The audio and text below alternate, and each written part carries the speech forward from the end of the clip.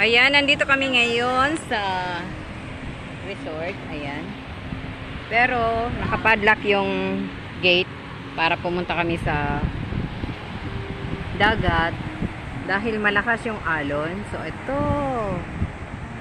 Ayan. Pag dinerecho mo yan hanggang dun kay Father John, yung tabi ng dagat. Kaya malakas yung alon, kaya nakapadlock yung gate ng resort. Kaya malakas yung alon.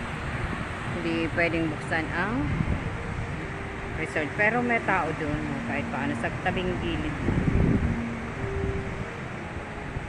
Malakas yung alon. Ayan yung resort. Ayan.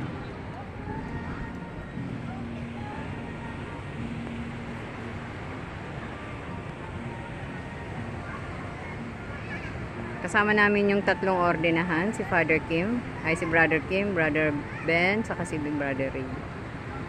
So, kasama namin yung tatlong brother. Ordinahan sa Monday pa.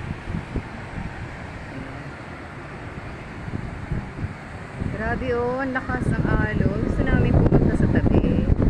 Pero bawal.